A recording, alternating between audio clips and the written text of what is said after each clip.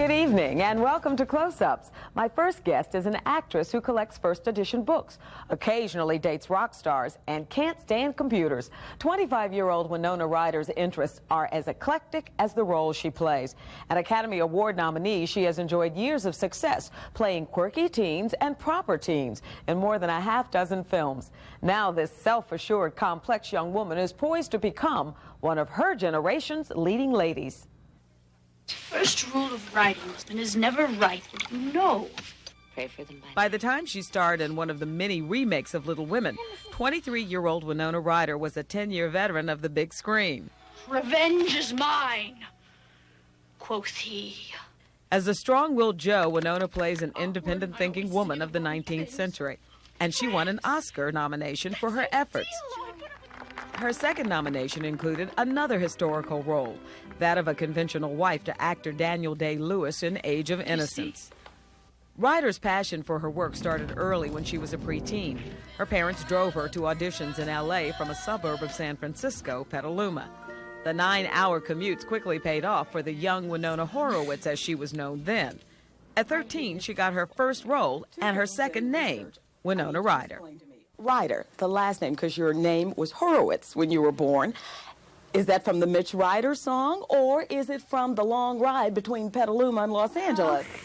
That's funny. I just wanted to make something up, and my father actually, at the breakfast table, we were just kind of going down the alphabet, and he said, I go, that sounds good, and we had about 2 hours to decide because they were doing the credits up for Lucas, so we just called it, okay, I think it's going to be Ryder. Yeah, that sounds good. And then I'm stuck with it for life.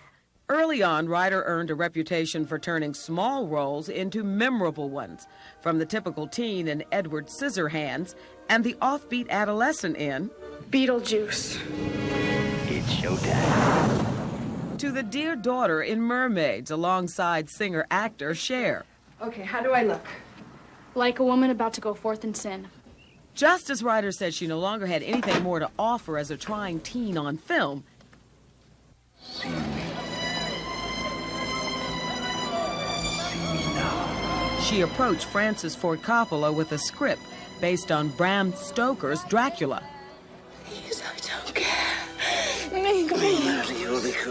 Ryder's serious acting potential Have I seen my blood running out of my flesh, or have I not? has never been more evident than in this year's Oscar-nominated film, The Crucible.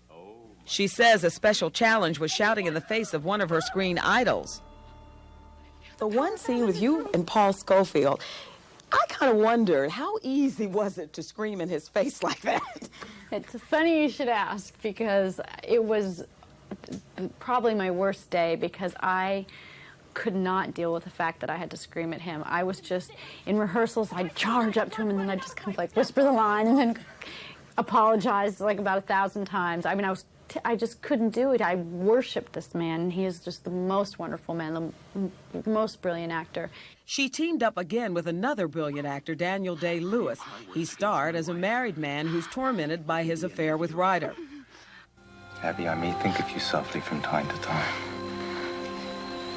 but I will cut off my hand before I reach for you again. After years of playing good girl roles, Ryder gets to be bad. The sensuality of the character, I've never seen you play that part before. Yeah, that was new for me, and it was exciting, especially opposite my fabulous leading man.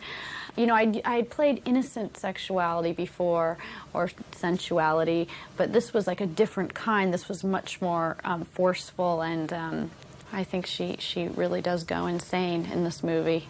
So I think it's definitely the most complex character by far I've ever played. Some critics say it may be easier for Ryder to play complex characters because she is a woman of so many surprising contrasts in real life. And that's what, in part, makes her so captivating as an actor. One minute, she's whimsical, acting her Generation X age. And the next, she possesses a regal elegance far beyond her years. Why should we change what is already settled? Though soft-spoken on screen, off-screen, she loves rock and roll and once dated pop star Dave Pirner of Soul Asylum. Her fans have 8 websites of the actor on the internet. After all, she is a product of the computer generation. And apparently yet, I'm a big Ryder's hero there, first so. love And is quickly, old some of your literature. passions. I read that you are, quote, a bookworm, that you have a copy of Ulysses with Matisse's original drawings. Wow, how do you know that? I do my research. Wow, What I is didn't this know with you in books? Well, my father's, both of my parents are writers, and my father worked in an antiquarian bookstore, so he's a collector, and I became a collector when I started making money, and I collect first editions, and it's just something about the smell of the books when you open them and the feel of the paper. That's why I can't stand computers, because paper and ink works for me. Writing and reading, I can't look at screens. It freaks me out, except if it's a And movie yet she screen. lives by the big But, screen. I just- The actor's conventional roles also are a sharp contrast to her free-spirited upbringing. She says she grew up in a 60s culture. Her godfather, now deceased, was the outspoken LSD advocate Timothy Leary. She was born in Winona, Minnesota, and when Ryder was just 7 years old, her family moved into a counterculture commune. They had no electricity, no running water, and no school to attend. During that time, she was homeschooled. Your first name, Winona, the name of a city where you were born. Yeah. Have you been back? Oh, actually, I go back to Minneapolis all the time because I have family there, but I have never been back to Winona, Minnesota. I want to. I mean, I know it's a beautiful place, and they actually gave me a square inch of land that I have there that apparently I heard they were trying to build a road through, and I'm not selling, so they're going to have to, I'm like the hero to all the farmers because I'm like saving all this land. I don't The really know. humanitarian in Ryder turned serious in 1993 after a child was abducted from her hometown of Petaluma. The case of Polly Klaas received national attention. I just want to try to help in any way I can. Ryder offered a $200,000 reward for Polly's safe return. When asked why she wanted to help, Ryder said, all the things that were good in her life she got in Petaluma when she was Polly's age.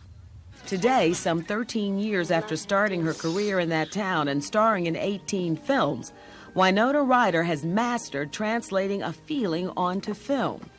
That first kiss, that innocent age, that exceptional moment, she shows us in emotional detail.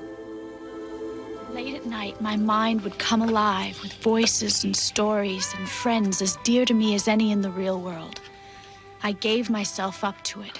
What we all take for granted on screen is the one luxury the actor is more careful about translating in private, in her own words. And I know you have your diaries. Do you worry about maybe you should destroy them? Because you know diaries tend to become, when we pass, someone else's to write novels from. It's the worst thing in the world because I write in code now, and I also, I'm not completely honest, and because just out of, just total fear that someone will read it. And I also, just have so many, disclaimers, I didn't really mean that back in August. I take it back. In case anyone reads this, it's a horrible feeling not to be able to just write freely. Upcoming projects for Winona include co-starring with Sigourney Weaver in the 4th installment of the popular Alien series.